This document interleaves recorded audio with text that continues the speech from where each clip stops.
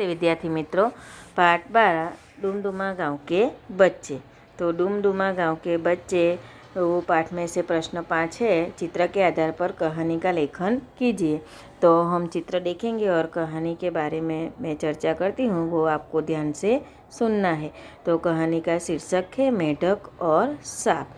तो यह कहानी में हमें बताया गया है कि एकता में कितनी शक्ति होती है, संगठन में शक्ति होती है। इसके बारे में हमें यह कहानी में बताया गया है।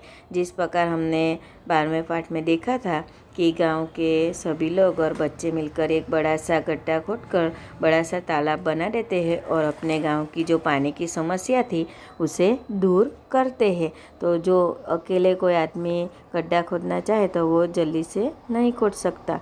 तो गांव वाले सब मिलजुल कर गड्ढा खोदने लगे और बड़ा सा तालाब बना दिया और पानी की कमी दूर हो गई।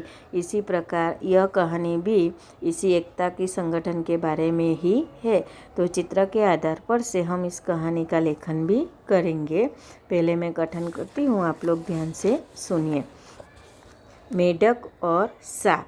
तो पहले चित्र में हमें बहुत से मेढक दिखाई दे रहे हैं। मेढक को गुजराती में डेढ़को यानी कि मेढक। तो मेढक दिखाई दे रहे हैं और मेढक के पीछे हमें तालाब भी दिखाई दे रहा है और बहुत सारे पेड़ भी है। एक तालाब था, उसमें बहुत सारे मेढक रहते थे।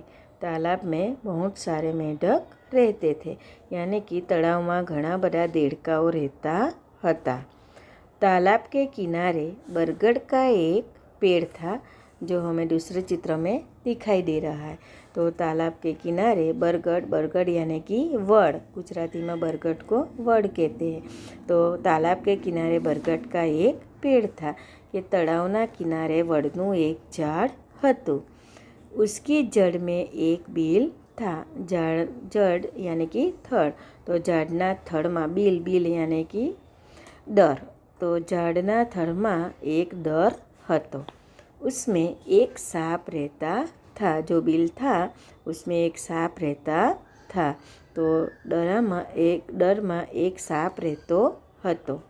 सांप रोज रोज किसी न किसी मेढक को पकड़कर खा जाता था। सांप रोज बिल में से बाहर निकलता था और एक एक मेढक को पकड़कर खा जाता था। यानी कि सांप दररोज एक एक देड़काने पकड़ीने खाई जतो હતો। मेढक परेशान हो उठे। मेढक परेशान यानी कि दुखी।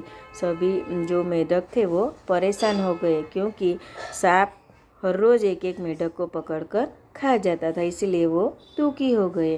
तो देड़काओ दुखी थई गया। एक दिन उन्होंने आपस में मिलकर एक उपाय सोचा। सभी मेढक इकट्ठे हुए, जो हमें तीसरे चित्र में दिखाई दे रहा है। सभी मेढक इकट्ठे हुए और उन्होंने मिलजुल कर एक उपाय सोचा। तो मेढक आपस में मिलजुल कर एक उपाय सोचने लगे। बधा देड़का भेगा थईने आनो एक उपाय विचारवा लाग्या। दूसरे दिन एक मेढक बिल के सामने खड़ा रहा। तो मेढक ने क्या उपाय सोचा कि दूसरे दिन एक मेढक बिल के सामने खड़ा रहा। जहाँ सांप का बिल था वहाँ एक मेढक खड़ा हो गया, यानी कि एक देड़को सांपना डर अगाड़ी ऊभो रह्यो।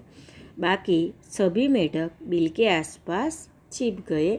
सभी जो मेढक थे वो बिल के आसपास छिप गए, એટલે દરની આજુબાજુ બાકીના દેડકાઓ છુપાઈ गया। जैसे ही चौथे चित्र में दिखाई दे रहा है, जैसे ही सांप ने उस मेढक को पकड़ा, छिपे हुए मेढक निकल आए और सांप को पकड़कर खींचने लगे।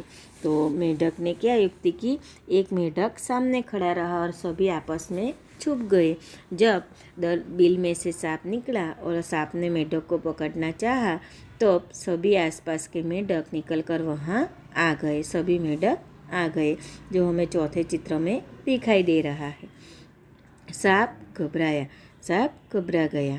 वह पकड़े हुए मेढक को छोड़कर भागा, जो हमें 5वें चित्र में दिखाई दे रहा है।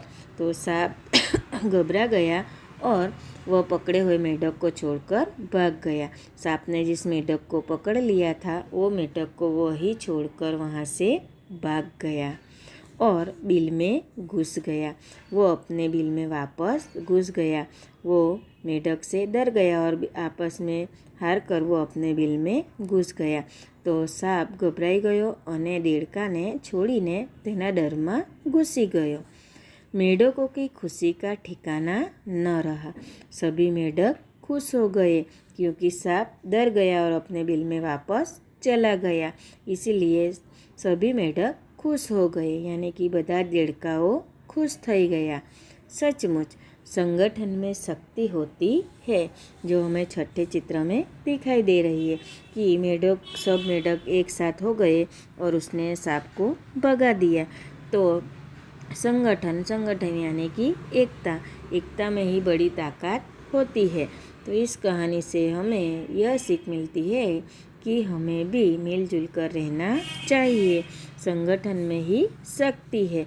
तो इसी प्रकार मेढकों की तरह हमें भी एक साथ हमेशा मिलजुल कर रहना चाहिए। तो यह कहानी आप लोगों ने सुनी। अब आपको यह कहानी अपनी नोट में लिखनी है।